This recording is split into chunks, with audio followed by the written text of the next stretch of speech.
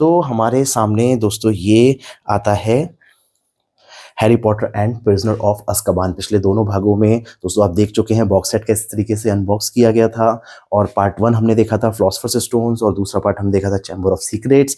ये आ जाता है तीसरा पार्ट प्रिजनर ऑफ अज़्काबान, जो बहुत ज़्यादा खूबसूरत है, लेकिन सैडली ये मीना लिमा की तरफ से आने वाला आखिरी भाग भी बन जाता है, क्योंकि इसके बाद वो कुछ और ड्रॉ नहीं करने वाले। तो दोस्तों जो फ्रंट है वो बिल्कुल सेम उसी स्टाइल में ड्रॉ किया गया है जैसा हमने बाकी दो में देखा था। बैक भी कुछ उसी तरीके से है, एनग्रेव्ड फॉर्म में सारे लोगों के साथ में बुक की डिटेल्स। लेकिन जो अंदर का पार्ट है उसमें आप देख सकते हैं कि ये आपको हरमाइनी और हैरी यहाँ पे दिखेंगे उड़ते हुए, और आप समझ सकते हैं कि ये कौन सा वाला सीन है। यहाँ पे ये आपको हॉगवर्ट्स दिखेगा, क्योंकि हॉगवर्ट्स के ऊपर वो उड़ रहे हैं, यहाँ से वो जा रहे हैं अपने गॉडफादर को बचाने के लिए। तो सारी चीज़ें दोस्तों, अब कहानी को लेके क्या ही डिस्कशन करना, आप सब तो जानते ही हैं। फिर भी अगर आप कहेंगे तो मैं एक वीडियो बना सकता हूँ इनकी बेसिक आपको रिमाइंड कराने के लिए।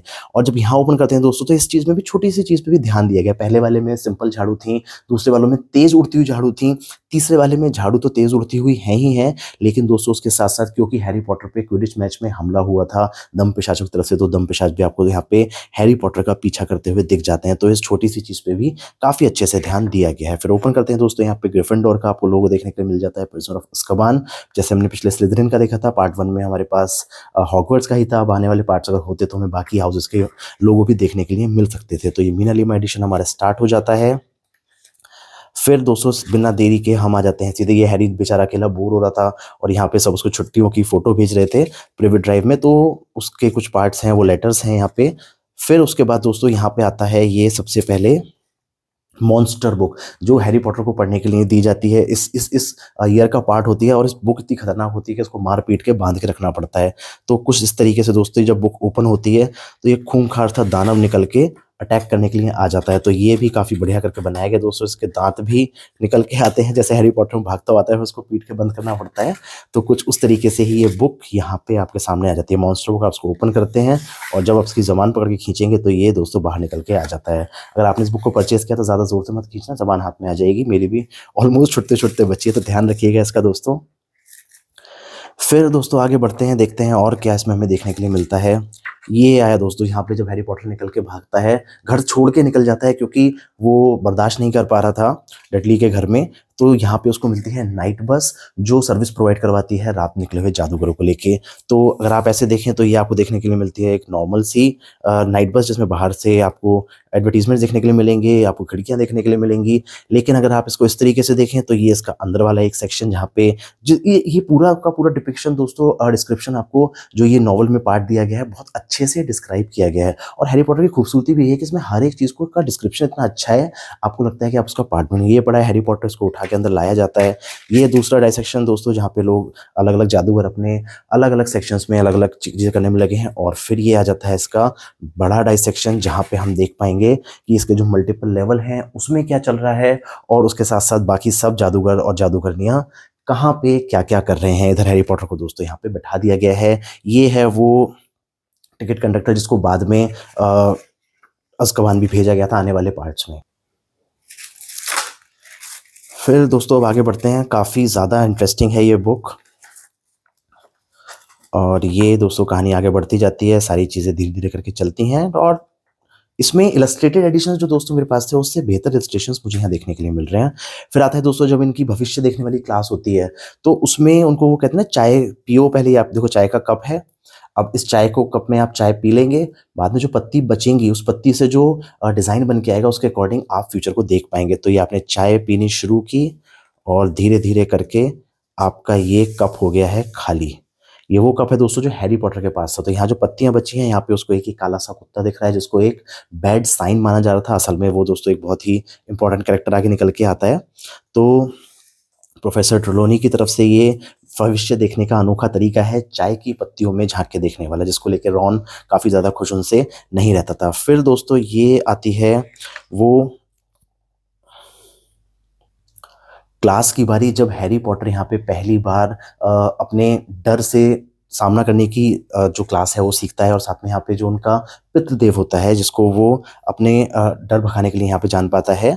तो प्रोफेसर ल्यूपिन की क्लास ये चल रही है, और यहाँ पे इनका सामना है बहुरूपिये से जो किसी भी तरीके का आपका डर बन के आ सकते हैं। तो जैसे आपने ये खोलेंगे तो यहाँ पे बहुरूपिया कुछ इस तरीके से दिखेगा। यहाँ आप देखेंगे तो बहुरूपिया ऐसा है, फिर वो अपना रूप भी बदल सकता है, कुछ का कुछ बन जाता है, जैसा भी आपका डर होगा। तो अलग-अलग दरवाज़ों के पीछे वो छुपा हुआ है बहुरूपिया इस अलमारी में, जिसको बंद करके रखा गया है।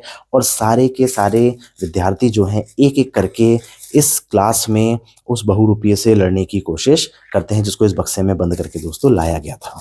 तो ये सीन भी काफ़ी अच्छा था, इसमें स्नेप भी दिखाया गया है, हैरी पॉटर के सामने दम-पिशाच भी आ जाते हैं।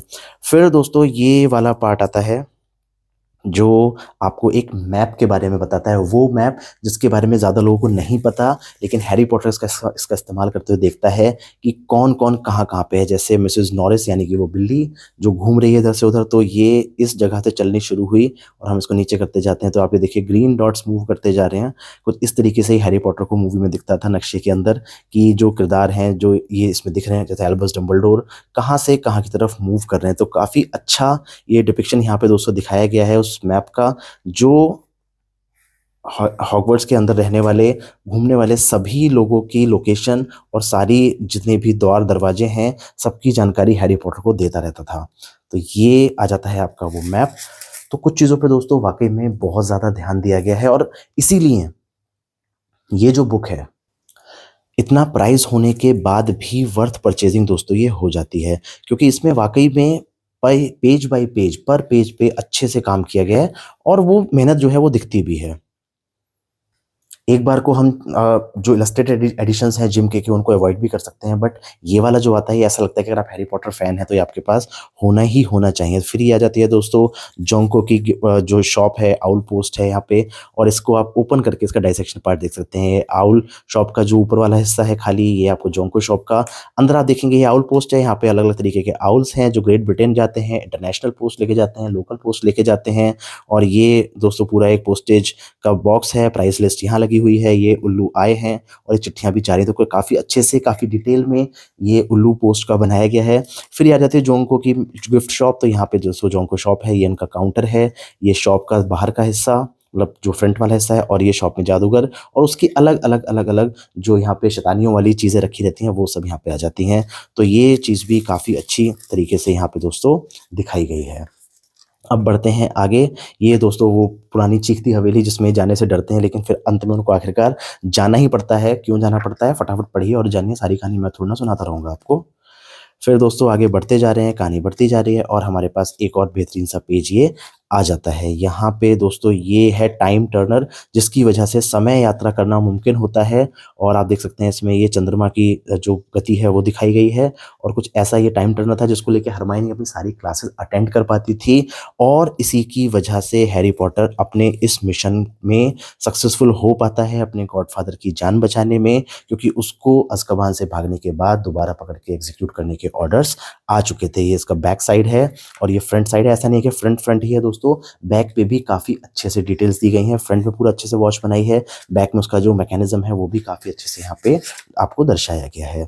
फिर हम आगे बढ़ते हैं तो इस बुक का दोस्तों वो वाला सीन आ जाता है जहाँ पे हैरी पॉटर फाइनली सामना करता है अपने डर से और खुद की ही रक्षा करता है, क्योंकि समय यात्रा करके वो वापस उस जगह पे आ चुका है और वो अपने पितृदेव को उत्पन्न करता है, जो काफ़ी खूबसूरत सा है।